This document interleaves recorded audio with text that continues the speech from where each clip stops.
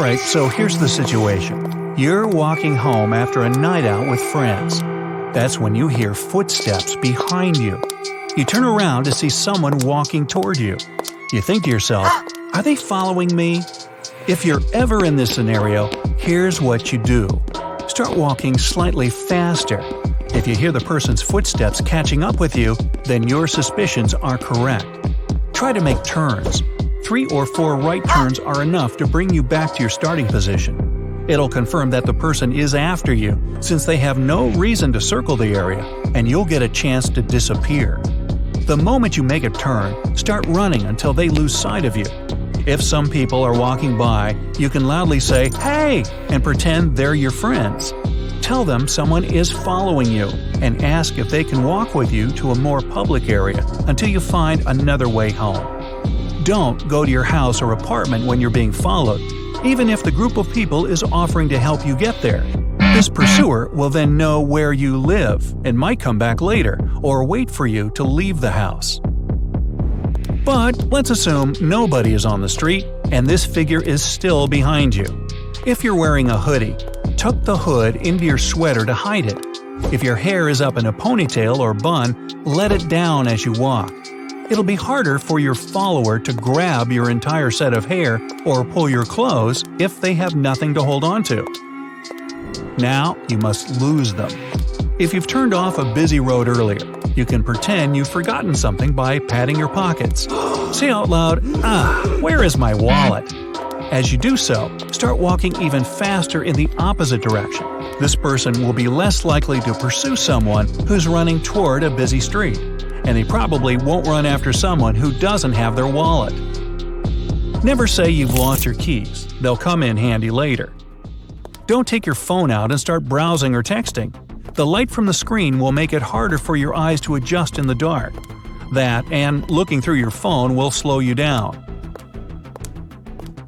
Observe your surroundings and learn your exact location. As you walk, find out the street name, look at the house numbers, and what stores or buildings are around. You'll need these details later. If you can't get away and the side street or alley you're on seems endless, turn around and look at your follower. Look at their clothes, eyes, height, and age. Black hoodie, navy blue pants, green baseball cap. Got it. Then you can give an accurate description to the authorities. Doing that will also send a clear message to this person, "Yup, I see you." People with bad intentions rely on the element of surprise. With a long, hearty eye contact, you'll take that away from them. It'll catch them off guard, and they won't see you as a target. Stand confident with your shoulders back, chin up. Don't look like you're lost or nervous. You'll give off a "I know what I'm doing" vibe. They don't like that. Let's say the green hat guy is brave and decides to approach you and ask for something. Keep consistent eye contact. If they ask you for directions, don't look down or away from them to reach for your phone. You'll become distracted. Just tell them you don't know the way. Their asking is suspicious enough. Who doesn't have a phone with maps these days? If you're carrying books or shopping bags, be ready to drop them as soon as you feel something's off. Holding on to heavy items will slow you down. Now, you'll need your keys. Place them in your palm with the key's teeth sticking out through your fist. If worst comes to worst, you'll have something pointy to defend yourself with, so you can get away. Don't stay quiet. Make a fuss as you try to leave, and yell "fire" instead of "help." People react to that word more often than a call for general help. Plus, nobody wants to chase someone screaming at the top of their lungs and drawing attention to themselves. If they're following you from a further distance, then get your phone out and call the police. That's when you need to know all those details about the street you're on, your location, and the buildings. Stay on the phone with the dispatcher and follow their instructions. Another possible scenario is someone following you in public. If that happens, try to get to a grocery store or anywhere you can lose yourself in the crowd. If your jacket is a different color from your shirt, take your coat off. It'll be harder for this person to identify you.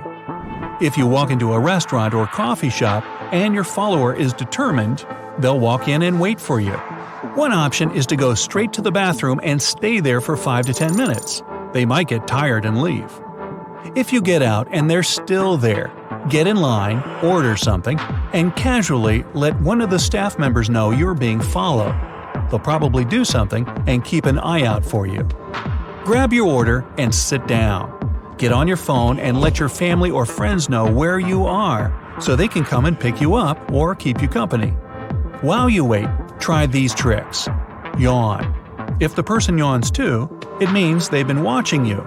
Yawning is visually contagious. Pretend to look at your watch. If they check theirs too, they've got their eyes on you. We instinctively mimic the person we have our attention on. To trick them, leave the cafe and walk a little bit down the street until they lose sight of you. Then, as soon as they come out, walk back into the coffee shop.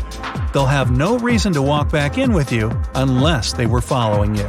When someone comes to pick you up, ask the staff to guide you to the back exit just to be safe. Avoid walking alone.